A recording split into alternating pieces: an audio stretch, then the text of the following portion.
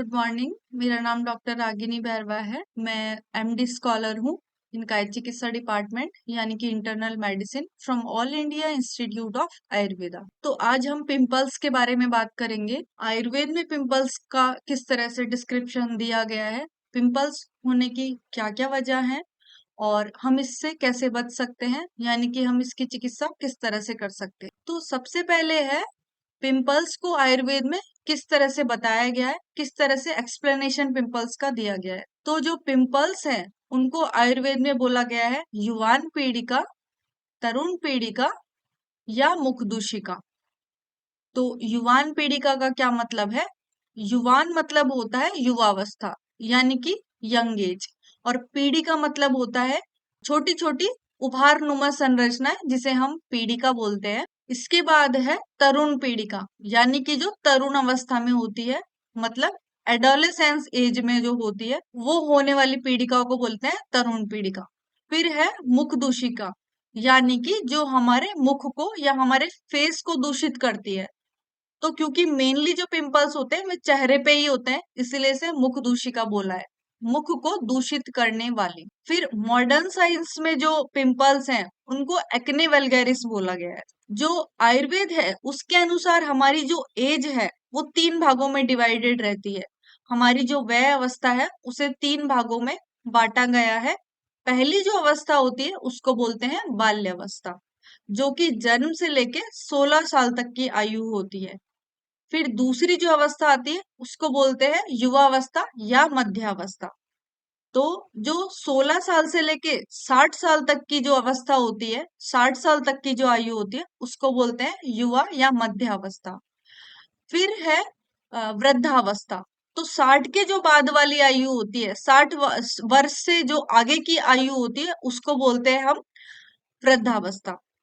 अब प्रश्न ये आता है कि जो पिंपल्स होते हैं वो युवावस्था में ही क्यों होते हैं? तो आयुर्वेद में बताया गया है कि जो बाल्यावस्था होती है यानी कि जन्म से लेके 16 साल तक की आयु, उसमें कफ डोमिनेंट रहता है, मतलब कफ दोष डोमिनेंट रहता है।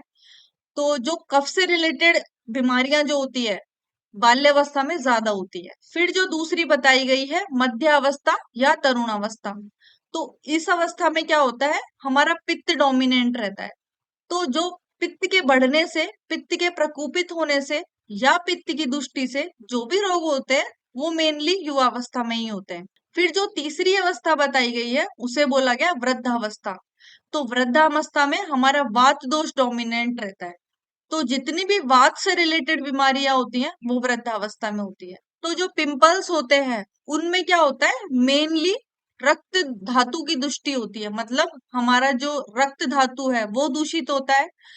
और रक्त के जो गुणधर्म होते हैं वो पित्त दोष के समान धर्मी होते हैं, मतलब रक्त धातु जो होती है वो पित्त दोष के सिमिलर गुण रखती है।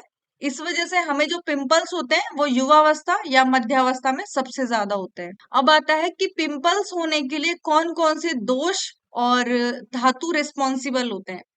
दोष क्या होता है?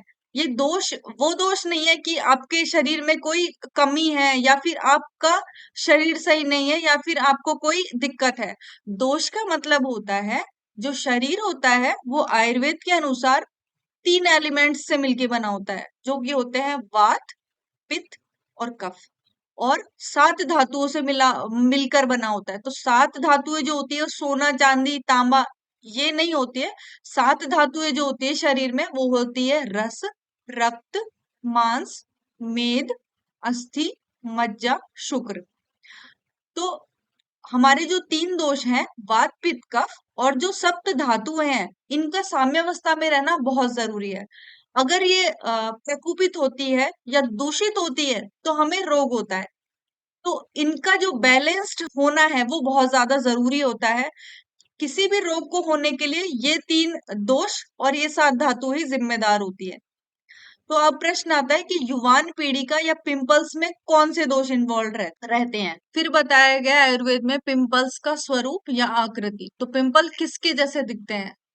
तो आयुर्वेद में बताया गया है कि पिंपल्स जो होते हैं एक शालमली का वृक्ष होता है, उसकी जो स्टैम्प या बार्क होती है उस पे कांटे होते हैं। उसके कांटों की जैसे संरचना या स्ट्रक्चर होती है पिंपल की, जिसको बोलते हैं शाल्मली कंटक। तो पिंपल्स का वर्णन इस तरह से किया गया है, शाल्मली कंटक प्राख्या। अब है पिंपल्स होने के लिए कैसे कैसे आयुर्वेद के अनुसार इसकी जो पैथोलॉजी है या किस तरह से दोष इन्वॉल्वमेंट इसमें होता है, कौन से दोष इसमें प्रकोपित होते हैं, कौन से धातुओं की इसमें दुष्टि होती है। तो सबसे पहला जो दोष है वो है कफ दोष। तो कफ दोष कैसे दूषित हो रहा है पिंपल्स में, कैसे कफ दोष प्रकोपित हो रहा है?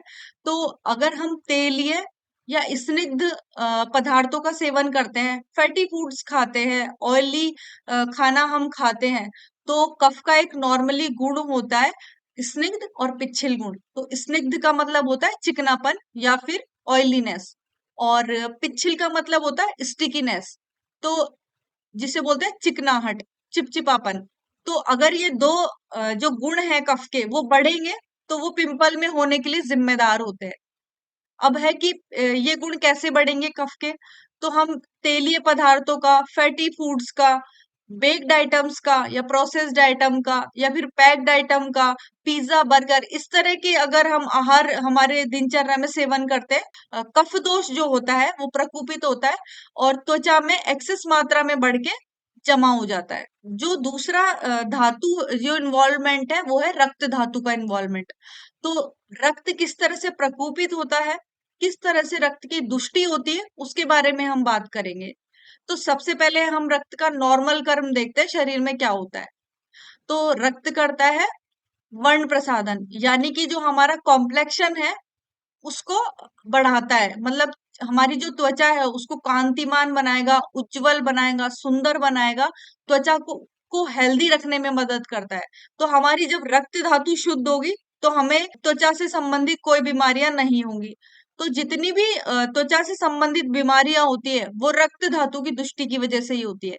जैसे पिंपल्स हो गया, इसके अलावा सोरियासिस की परेशानी है, जिसमें कि हमारे शरीर की चमड़ी हटती है, खून आता है या पानी आता है या फिर जलन होती है या खुजली होती है, इस तरह की जो दिक्कत है। इसके अलावा होता है पामा, स्केबीज होता है या एक्जिमा होती है, दाद, खाज, खुजली, इस तरह की जितनी भी स्किन डिजीज होती है वो रक्त की दुष्टि की वजह से ही होती है। तो अगर हमारा रक्त सही तरीके से बनेगा, अगर हमारा रक्त का प्रमाण ठीक रहेगा, उसकी क्वालिटी ठीक रहेगी, तो हमें त्वचा संबंधित रोग नहीं होंगे। अब प्रश्न आता है कि रक्त की पुष्टि कैसे होती है? तो जभी भी हम मसालेदार मिर्च मसाले वाले खाने का सेवन करते हैं या हम बहुत ज्यादा खट्टा खाते हैं, सॉर टेस्ट वाला खाना खाते हैं, या हम सॉल्टी टेस्ट वाला खाना खाते हैं, या फिर हम बहुत ज्यादा कटु कटु मतलब पंजेंट टेस्ट वाला अगर हम खाना खाते हैं, या अल्कोहल का बहुत ज्यादा में मात्रा में हम सेवन करते हैं, या हम सॉफ्ट ड्रिंक्स बहुत पीते हैं, तो हमारा जो पित्त है वो दूषित होता है, और दूषित पित्त रक्त को भी जाके दूषित करता है। इस तरह से जो रक्त धातु है या पित्त दोष है वो पिंपल्स होने के लिए जिम्मेदार होता है। तो जो रक्त धातु होती है वो वर्ण प्रसाधन है, त्वचा की चमक के लिए, त्वचा को कांतिमान बनाए रखने के लिए, त्वचा को मृदु बनाए रखने के लिए, त्वचा को मेंटेन करने के लिए, त्वचा को हेल्दी रखने के लिए जिम्मेदार होती है। अगर रक्त की दुष्टि होगी तो हमें त्वचा संबंधी बीमारियां अपने आप आएंगी। अब है कि रक्त जब दूषित होता है तो पित्त कैसे दूषित होता है? क्योंकि जो आयुर्वेद में रक्त और पित्त है वो सिमिलर प्रॉपर्टीज वाले हैं, यानी कि जो उनके गुण हैं वो समान बताए गए हैं। तो अगर रक्त दूषित होगा तो पित्त भी दूषित होगा, और अगर पित्त दूषित होगा तो रक्त भी दूषित होगा। तो इस तरह से ये कोरिलेटेड है। फिर है वात की दुष्टि। तो वात किस तरह से रोल प्ले करता है पिंपल्स में होने के लिए?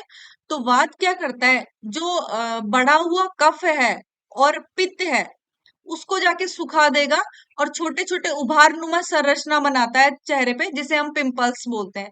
तो इस तरह से वात की दुष्टि की वजह से भी पिंपल्स होने के लिए ये रेस्पॉन्सिबल होता है। तो वात कैसे किस तरह से पिंपल्स होने के लिए जिम्मेदार होता है? जब वात की दुष्टि होती है या प्रकुपित जो वात होता है वो कफ को और पित्त को सुखा करके छोटे छोटे उभार नुमा संरचना बनाता है, ये स्ट्रक्चर्स बनाता है जो कि पिंपल की फॉर्म में उभरती है। अब हमने बात कर ली कि आयुर्वेद में पिंपल्स के बारे में क्या बताया गया है, पिंपल्स किस तरह से होते हैं, कौन से दोषिक इन्वॉल्वमेंट्स है पिंपल्स होने के लिए, इसके बारे में हमने बात किया है। तो रक्त की दृष्टि, कफ की दृष्टि, वात की दृष्टि, पित्त की दृष्टि।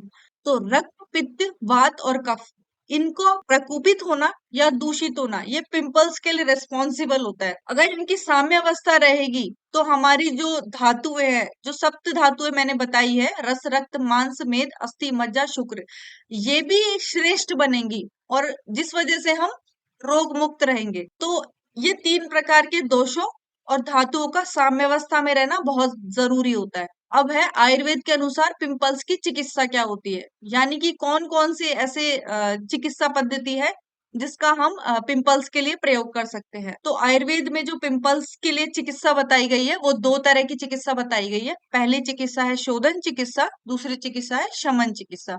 तो शोधन चिकित्सा होती क्या है? शोधन मतलब होता है डिटॉक्सिफिकेशन या फिर प्योरिफिकेशन या फिर पैसिफिकेशन, यानी कि प्रकोपित दोषों को शरीर से बाहर निकाला जाता है, यानी कि एक्सपेल्ड आउट किया जाता है। अब शोधन चिकित्सा में कौन कौन से प्रोसीजर्स होते हैं?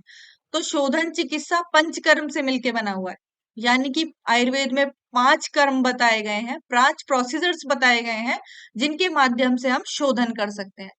तो 5 प्रोसीजर जो है वो इस तरह से है। तो वमन, विरेचन, बस्ती, नस्य और रक्त मोक्षण, ये 5 तरह के जो प्रोसीजर्स होते हैं वो प्रकोपित दोषों को बाहर निकालते हैं। अब प्रश्न आता है कि जो पिंपल्स हैं तो हम कौन कौन से प्रोसीजर्स हैं जो पिंपल्स में करवा सकते हैं? पहला है वमन, दूसरा है विरेचन, तीसरा है रक्त मोक्षण, चौथा है नस्य। तो ये जो प्रोसीजर्स हैं, शोधन चिकित्सा है, वो हमें डॉक्टर्स की परामर्श से ही कराना है, डॉक्टर की देख रेख में ही करवाना है, हमें खुद से नहीं करना है। फिर दूसरे तरीके की जो चिकित्सा है आयुर्वेद में उसको बोले शमन चिकित्सा, यानी कि जो प्रकोपित दोष जो होते हैं शरीर में उनको औषधियों के माध्यम से या आयुर्वेदिक मेडिसिन के ही माध्यम से साम्यावस्था में लाया जाता है।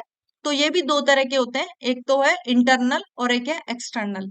इंटरनल में हम क्या है, चूर्ण, वटी या स्वरस, काढ़ा, इस तरह के जो औषधीय योग बताए गए हैं या फॉर्मुलेशंस जो बताए गए हैं आयुर्वेद के, उनके द्वारा हमें दोषों को साम्यावस्था में लाने का प्रयास किया जाता है। और दूसरा तरह की जो चिकित्सा होती है वो होती है बाह्य, यानी कि लेप लगा के, उपटन लगा के, प्रलेप लगा के, एक्सटर्नल एप्लीकेशन के द्वारा हमें दोषों को शमन करने का प्रयास किया जाता है। तो आयुर्वेद में कुछ लेप का वर्णन किया गया है, जैसे लोध्र लेप, चंदन लेप, उशीर लेप, कुमकुम लेप, त्रिफला लेप, गुड़ूची लेप, मंजिष्ठा लेप, इस तरह के लेप हमें बताए गए हैं। पर जो भी हमें चिकित्सा करनी है वो हर एक व्यक्ति के अनुसार अलग अलग होती है, क्योंकि जो सिम्टम्स होते हैं, लक्षण जो होते हैं किसी भी बीमारी के, चाहे वो पिंपल्स हो या कोई और दूसरी बीमारी हो, वो हर एक व्यक्ति के अलग अलग होते हैं, तो उसी के अनुसार हमें चिकित्सा निर्धारित करनी पड़ती है।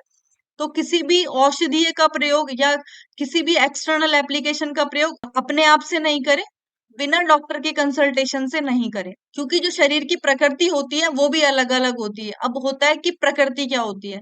तो प्रकृति होती है कि हमारे शरीर किस तरह के एलिमेंट से मिलके बना होता है, यानी कि किसी व्यक्ति के शरीर में वात डोमिनेंट रहता है, किसी व्यक्ति के शरीर में पित्त डोमिनेंट रहता है, किसी व्यक्ति के शरीर में कफ डोमिनेंट रहता है, या किसी व्यक्ति के शरीर में तीनों ही दोष समान अवस्था में रहते हैं। तो इस तरह से हमारी प्रकृति या तो वात हो सकती है, या पित्त हो सकती है, या कफ हो सकती है, या त्रिदोषज हो सकती है, या दो दो दोषों के बनने से भी हमारी प्रकृति हो सकती है, जैसे कि वात पित्तज प्रकृति, वात कफज प्रकृति या पित्त कफज प्रकृति। तो इस तरह हमारी प्रकृति का निर्धारण होता है।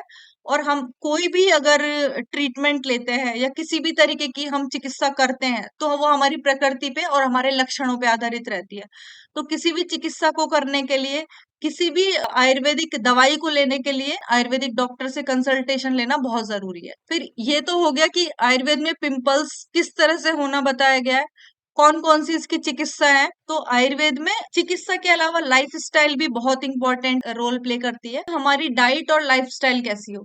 तो पिंपल्स के लिए जो फैक्टर्स जिम्मेदार है, किन किन चीजों को हमें अवॉइड करना चाहिए, किन किन चीजों को हमें हैबिट में लाना चाहिए, वो भी जरूरी होता है, जो कि बहुत ही इंपॉर्टेंट रोल प्ले करता है पिंपल्स होने के लिए। तो सबसे पहले है डाइट। तो डाइट हमारी हेल्दी डाइट होनी चाहिए, बैलेंस्ड डाइट होनी चाहिए। हेल्दी डाइट का मतलब है उसमें बहुत ज्यादा चिकने पदार्थों का सेवन ना हो, तेलीय चीजें, फैटी चीजें, या फिर बेक्ड चीजें, या प्रोसेस्ड फूड, या फिर पिज्जा, बर्गर, इस तरह के आइटम्स हमें अवॉइड करने चाहिए। साथ ही बहुत ज्यादा तले भुने मिर्च मसाले वाले, बहुत ज्यादा खट्टे चीजें और बहुत ज्यादा सॉल्टी चीजें, सॉफ्ट ड्रिंक्स हो गया, ये सब हमें अवॉइड करना चाहिए। फिर है हमें क्या खाना चाहिए, तो हमें लीफी वेजिटेबल्स यानी कि हरी पत्तेदार सब्जियों का सेवन करना चाहिए। हमें फ्रूट्स खाना चाहिए, क्योंकि जो फ्रूट्स होते हैं एंटीऑक्सीडेंट्स की तरह काम करते हैं और हमारी त्वचा को हेल्दी बनाए रखने में मदद करते हैं। इसके बाद है पर्याप्त मात्रा में नींद। अगर हम पर्याप्त मात्रा में नींद नहीं लेंगे, ठीक से नहीं सोएंगे, तो भी हमें पिंपल्स आएंगे। तो हमें 7 से 8 घंटे की नींद डेली लेनी चाहिए। फिर है intake of adequate amount of water, यानी कि हमें पर्याप्त मात्रा में पानी पीना चाहिए। पानी जो होता है वो हमारे शरीर में नेचुरली जो टॉक्सिन्स रिलीज होते हैं, टॉक्सिन्स जो बनते हैं, वो हमारे या तो स्वेटिंग के माध्यम से या यूरिन के थ्रू पास आउट होते हैं। अगर हम पानी ठीक तरह से पिएंगे तो हमारी जो टॉक्सिन्स है वो शरीर से रिलीज हो जाएंगे और हमारी जो त्वचा है वो हेल्दी बनी रहेगी। तो हमें 8 से 10 ग्लास पानी डेली पीना चाहिए। फिर है अवॉइड स्ट्रेस, तो हमें तनाव मुक्त रहना चाहिए। तो सुबह हमें 20 मिनट प्राणायाम करना है, अनुलोम विलोम करना है या ध्यान करना है। फिर है मेंटेन हाइजीन, यानी कि हमें त्वचा को स्वच्छ रखना है, साफ सुथरा रखना है। अगर हम गंदे रहते हैं या हमें टाइम पे फेस वॉश नहीं करते हैं, त्वचा को साफ नहीं रखते हैं, तो जो गंदगी होती है वो त्वचा पे जाके जम जाती है और जो हमारे रोमकूप है उनको जाके अवरुद्ध कर देती है, ऑब्स्ट्रक्टेड कर देती है, जिस वजह से हमें पिंपल्स होते हैं। तो हमें 2 से 3 बार दिन में नॉर्मल पानी से फेस वॉश करना है। इस तरह से हमने देखा कि आयुर्वेद में पिंपल्स के बारे में क्या बताया गया है, पिंपल्स होने के लिए कौन कौन से फैक्टर्स हैं जो रेस्पॉन्सिबल होते हैं, कौन कौन सी चिकित्सा है जो हमें पिंपल्स के लिए अपनानी चाहिए, किस तरह का हमारा लाइफ स्टाइल और डाइट होना चाहिए ताकि हमें पिंपल नहीं हो, इन सब बातों का हमें ध्यान रखना चाहिए।